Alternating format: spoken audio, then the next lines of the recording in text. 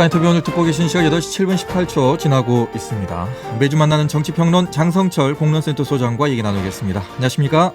네, 안녕하세요. 네. 시간을 일주일 전으로 돌려서 저희가 그때 예측을 했었죠. 네. 예, 강북을 누구로 갈 것이냐. 네. 박용진이냐 아니면 다른 사람이냐. 네. 박용진을 추측하셨는데. 그러니까 저는 상식적으로 네. 예측을 하는데 정치권이 얼마나 비상식적이냐라는 네. 단적인 증명이 되는 거예요. 네. 그러니까 그 지역에 공천 신청을 했다가 커탈락한 사람을 갑작스럽게 공천을 주잖아요. 이게 맞아요? 그러니까 이게 비상식적인 일들이 정치권과 공천 과정 중에서 발생을 해서 저처럼 상식적이고 상식적인 국민들이 참 이게 눈뜨고 바라보기에 상당히 힘든 상황이었다라고 말씀드리고 싶어요. 네. 제가 이 말씀을 드리는 것은 네. 그렇게 이제 포진을 시키는 이유가 있을 것이고 그게 민주당의 이번 선거의 전략일 텐데 이 민주당의 전략을 어떻게 해석하십니까? 전략은 아니에요. 그냥 이재명 당대표가 나 그냥 박용진 싫어. 박용진은 절대로 공천을 주지 않겠어. 박용진이 민주당이라는 플랫폼 안에서 정치하는 그 모습은 나는 볼 수가 없어라는 사적인 감정이 들어간 것 같아요. 사적인 감정이 들어갔다. 네. 선거운동 아니면 어떻게 네. 해석할 수가 없어요. 어떻게 해석을 해요, 이게. 그러니까 거듭 말씀드리지만 그때 제가 공천을 하려면 공천 신청 서류가 필요하다. 그거 하루 만에 못 뛴다. 몇 시간 만에 못 뛴다. 그러셨죠. 그런데 이제 일단은 그 지역에다가 공천 신청을 했잖아요. 한민수 대변인이. 네. 그러니까 공천 서류가 있는 거예요. 한민수 대변인은 이재명 대표의 가장 측근 대변인이고. 그러니까 한민수 그냥 준 거죠. 이거는 뭐 어떻게 옹호하거나 합리적으로 설명하기는 어려운 것 같아요. 네. 이번 총선 이제 공식적인 선거운동이 시작이 됐거든요. 지금 네. 저도 출근길에 양당의 선거운동 하시는 것들 다 보고 왔는데 일단 양당의 전략을 어떻게 분석하시는지 좀 들어보고 싶어서 이 말씀을 드렸던 겁니다. 전략을 말씀드리기 전에 제 예측이 틀려가지고. 아니 근데 그 예측이 맞고 틀린 걸 떠나서 이번 총선에 임하는 예를 들어서 국민의힘이든 민주당이든 아니면 다른 당들이든 조국혁신당이든 새로운미래든 어떤 그 전략이 있기 때문에 이런 식으로 이제 사람들을 이렇게 포지셔닝을 다 해가지고 가지 않을까라는 그런 생각이 들어서 여쭤본 겁니다. 이게요, 지금 각 당의 전략이 되게 미사옥으로 많은 얘기를 하지만 결국에는 상대방 나빠요 전략이에요. 지금 국민의힘 한동훈 비대위원장 같은 경우에는 범죄 집단을 심판하자. 누구? 이재명, 조국. 이렇게 얘기하잖아요. 네. 이재명, 조국 나빠요. 그 사람들 찍지 마세요. 국민 여러분. 지금 이렇게 얘기하고 있는 거고요. 민주당 이재명 대표 같은 경우에는 어제 윤석열 정권 심판 이거잖아요. 끌어내려야 된다. 대통령이 없는 게 낫다. 이런 식의 얘기를 계속하고 있지 않습니까? 네. 그럼 국민의힘과 윤석열 대통령 나빠요. 거기 찍지 마세요. 이러는 거고 조국신당도 마찬가지고요. 또 이제 새로운 미래라든지 개혁신당은 둘 다 나빠요. 둘 다 나쁘니까 우리 찍어주세요. 그래서 이번에 총선의 각 당의 전략은 네거티브 전략밖에 없는 것 같아요. 끊임없이 상대방을 악마화하고 비호감도를 높여서 그 당을 찍지 말도록 하는 그런 분노 투표가 나오도록 하는 상당히 선동적인 그러한 네거티브 캠페인만 계속 반복되고 있다라고 말씀드리고요. 막 여러 가지 험한 말도 많이 나오고 그러는데 네. 앞으로 더 심해질 것 같아요. 더 심해진다. 이제 시작일 것 같습니다. 항상 선거 때마다 이 얘기 나왔던 것 같습니다. 네거티브를 좀 없애고 네. 공약과 정책과 토론이 좀 중요시 돼야 되는데 왜 이럴까? 이거 바뀌지 않은 이유가 뭘까요? 그게 이제 정치학 교과서에 원론적으로 나오는 얘기고요. 네. 네거티브 캠페인을 해야 네. 이렇게 표받기가 쉬워요. 저 사람들 나쁜 사람이에요. 저 사람 찍지 마세요. 우리 찍어주세요. 우리가 대한 세력이에요. 이것만큼 쉽고 선명적인 선거 캠페인이 어디 있겠어요. 그러니까 자, 우리 당을 찍어주시면은요. 총선 이후에 우리의 삶이 이렇게 바뀌어요. 여러분들 이런 혜택이 있어요. 우리 정치 이렇게 나아집니다. 설명하려면은요. 되게 길어요, 문장이. 네. 근데 저 사람들 나빠요. 우리 찍어요. 얼마나 간단해요. 그러니까 각 당에서는 그냥 임팩트 있게 영향력 있게 강력하게 그냥 선전선동을 하기 위해서 네거티브 캠페인을 하는 거죠. 그러는 와중에 이제 각 당에서는 그래도 유권자들에게 혹할 수 있는 어떤 이제 정책들을 막 던지게 되잖아요. 한동훈 비대위원장이 국회를 세종시로 완전 이전한다 이 얘기를 꺼냈어요. 이건 새로운 건 아닌 것 같은데.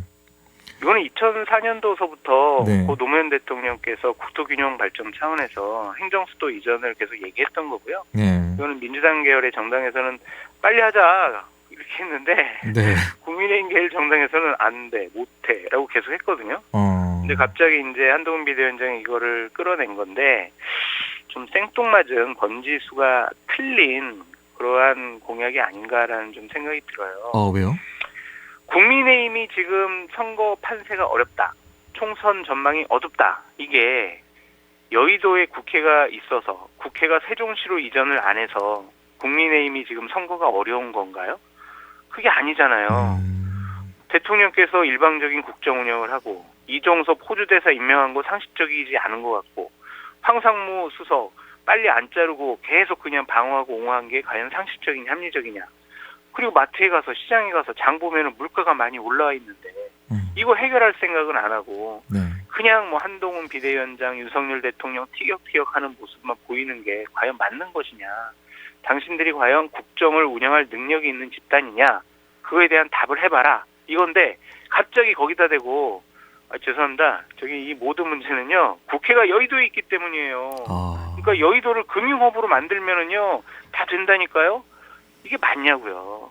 그러니까 저는 아쉽다고 계속 지금 이번 주에 말씀드리고 있었던 게 네. 국민들이 듣고 싶어하는 얘기를 해야 돼요. 네. 자, 이종석 호주대사 어떻게 할 거야? 자, 물가 대파 가격 오르잖아. 그럼 집권여당이면 물가 안정화, 민생 안정 이거 해결책 보여줘야 되는 거 아니야? 당신들 답을 내놔봐. 이러는데 갑자기 국회를 세종시로 이전하겠습니다라고 하니까 이거는 표에도 그렇게 큰 영향력이 없을 것 같다라는 생각이 들어요. 그리고 모순된 공약이에요. 네. 왜냐하면 국민의힘이나 대통령께서는 지난 대선 과정 중에서도 여의도에 있는 산업은행을 부산으로 옮겨서 부산을 금융중심센터로 만들겠습니다. 이랬거든요. 맞아요. 그 얘기 있었어요. 근데 이제 와가지고 자 국회 세종시 옮기고요. 여의도를요 국제금융허브로 만들게요. 이게 뭐예요? 그래가지고 어제 부산 언론에서 난리가 났어요. 당신들 부산을 금융국제도시로 만든다면서 갑자기 여의도를 금융허브로 만들면 부산은 어떻게 할 거야? 답을 내놔봐. 지금 낙동강벨트 부산 민심 상당히 어려운데 이거는 그냥 영등포, 마포, 용산, 세종시 고기 표심 얻으려다가 부산 민심을 잃게 생겼어요. 네. 그래서 상당히 정교하게 여러 가지를 검토한 공약은 아닌 것 같고요. 누군가의 제안에 의해서 갑작스럽게 발표된 공약이라 상당히 위험도가 높아 보이고 그냥 논란거리도 안 될 것 같아요. 이번 주 지나면 다음 주에 이거 얘기도 안 할 것 같아요. 그래서 실패한 공약 제안이다. 저 그렇게 말씀드려요. 그동안에 보면은 이렇게 던져놓고 많은 시기 많았던 것 같은데. 네. 예, 뭐 광주 전남 지역도 마찬가지였습니다. 뭐 5.18 헌법 전문 수록이라든가 또 기타 그러니까요. 등등 여러 가지를 얘기해놓고 나서 계속 반복만 하고 있거든요, 지금. 말만 해요. 행동으로 옮겨야지. 법안이라도 내놓거나 뭐 아니면 어떤 일전 액션을 취해야죠. 행동으로 옮겨야지. 말만 번지르게 하면요. 한두 번은 국민들께서 그래 와 좋네 이렇게 생각하더라도 뭐야 너희는 약속 안 지키잖아 행동으로 옮겨 이러면은요. 네. 국민들께 더 버림받아요. 이렇게 되면 한동훈 비대위원장의 리더십은 타격이 있을 것 같은데. 지금 그런 얘기가 뭐 한 2, 3주 전부터 슬슬 나오기 시작을 했죠. 네. 한동훈 위원장의 리더십의 한계론. 그래서 혼자 정치를 경험해보지 않은 정치 초보가 이런 총선이라는 큰 선거를 지휘할 수가 있느냐. 이제 그러한 의구심과 문제제기가 계속되고 있는 건데 일단 한동훈 비대위원장은 본인 원보이스로 단독체제로 총선을 치르기로 마음먹은 것 같습니다. 그래서 뭐 더 이상 문제제기하고 비판하는 게 의미가 없어 보여요. 이 상황에서 이재명 대표는 전 국민 25만 원 지원금 이 얘기를 꺼냈습니다. 이거는 어떻게 바라보십니까? 저는 가장 나쁜 매표행위라고 봐요. 그러니까 정치인들은요, 국민이 어려울 때 어떻게 도와드리겠습니다라는 거를 사회적인 안전망을 법률과 제도로서 명확하게 규정을 해야 돼요. 기준을 만들어야 돼요. 근데 이번에 이재명 당대표의 공약은 선거를 앞두고 국민 민생 어렵죠? 제 돈 드릴게요 이거거든요. 민생은 항상 어려워요. 선거는 매번 있고요. 그럼 선거 때마다 각 당이 자 국민 여러분 어려우시죠? 돈 드리겠습니다. 직접적인 현금 지원은 이거 안 돼요. 그래서 어제도 이제 기본사회 5대 공약이라고 해서 출생, 기본소득, 기본주택, 대학 무상교육, 간병비, 건보보정, 어르신 하루 한 끼 지원 이런 공약들을 내세웠는데 현금 25만 원 드리겠습니다라는 공약보다 이렇게 기본사회 5대 공약 내세운 거는 괜찮아요. 좋아요. 네. 근데 이재명 당대표 공약의 문제점은 뭐냐면요. 거의 다 돈으로 해결하려고 그래요. 어떠한 대한민국의 미래를 설계하기 위한 꼼꼼한 정책 공약이라기보다는 그때 그냥 돈 더 드릴게요. 뭐 더 밥 더 드릴게요. 무상교육 해드릴게요. 뭐 이런 거거든요. 네. 과연 이게 맞는 것이냐 좀 그런 생각이 들더라고요. 현금 지원이 아니라 그 과거에 뭐 있었지만 지금 또 많이 줄어들었거든요. 근데 네. 지역사랑 상품권이라든가 아니면 전통시장에서 쓸 수 있는 것들을 조금 우회적으로 이렇게 하면 좀 경제가 좀 살지 않을까요? 그러니까 이거를 현금 25만 원 아니라 지역화폐로 25만 원 지급하자라고 이재명 당대표께서 얘기하셨어요. 그러니까요. 그게 뭐 돈이죠, 뭐 그게. 그러니까 이런 것들을 직접적으로 그냥 무차별적으로 전 국민 뭐 5천만 명에게 다 지원하는 게 과연 맞는 것이냐라는 생각이 들어요. 네. 문재인 정권 시절에 많은 돈을 들여가지고 소득 계층별 이렇게 분류표를 만들어놨거든요. 네. 그래서 저는 어려운 분들을 더 많이 도와드려야 된다라는 생각이 있어요. 그냥 지금 뭐 연봉도 1억 넘게 받고 해외여행 다니고 골프 치러 다니고 뭐 항상 뭐 비싼 거 옷 사 입고 이런 사람들한테 25만 원 왜 주냐고요. 그 돈 줄 바에는 이미 다 분류표가 있으니까 어려운 분들에게 조금 더 많이 지원을 해주시는 게 어떨까. 좀 그런 생각이 있습니다. 일단 지원에 대해서는 뭐 이렇게 긍정적으로 보시는 거네요. 어려운 분들은 지원을 해야죠. 근데 이렇게 선거를 앞두고 현금성 지원을 하겠다라는 것은 반대. 이런 것들이 체계적으로 꼼꼼하게 설계를 해가지고 재정까지 상황을 생각을 해서 해야지. 자, 13조 돈 25만 원 지원하려면 13조 돈이 필요한데 그거 어떻게 할 거예요? 국채 발행 빚내서 하면 되죠. 무책임하잖아요. 이낙연 공동대표가 그 양반 오랜 나쁜 버릇이다 뭐 이런 식으로 얘기를 했습니다. 네. 돈으로 해결하려고 하는 것은 지도자가 할 일은 아닌 것 같아요. 뭐 다른 방법이 있었을 텐데 예. 현금이나 아니면 뭐 이제 선심성 지원이라고 해석될 수 있는 선거 앞두고 해석될 수 있기 때문에 이렇게 된 게 아닌가라는 생각이 좀 들고 있습니다. 네, 사실은 이게 이제 언론에 밝혀지지 않은 건데 네. 국민의힘에서도 이런 공약을 검토했었어요. 아 그래요? 네, 그걸 이제 검토를 하다 보니까 참 이 현금 지원은 좀 문제가 많다라고 그래서 검토하다가 이제 말았는데 네. 그 얘기를 뭐 이재명 대표가 들으셨는지 아니면 원래 소신인지는 모르겠지만 네. 먼저 치고 나와가지고 국민의힘으로서는 상당히 곤혹스러운 건 맞죠. 돈 주겠다는데 싫어할 분들은 없잖아요. 아예 포퓰리즘이고요. 이거 빚내서 어떻게 합니까? 이런 원론적인 무시 전략으로 나가고 있지 이거 가지고 세게 논쟁 붙을 생각이 없어요. 매표 행위라서 나쁘지만 표를 얻는 데는 분명히 도움되는 공약이에요. 근데 정치인들이 이러면 안 되죠. 네. 듣고 계시는 이제 청취자 여러분들도 나름대로 판단을 하실 것 같아요. 네. 이게 과거에도 이제 여러 번 좀 반복이 됐던 것들이 여러 개 있었거든요. 뭐 선심성 공약이든 뭐 이전이든 뭘 지원하겠다든 시간이 지나고 나서 다들 판단을 내리셨거든요. 네. 선거 때마다 겪어보셨기 때문에.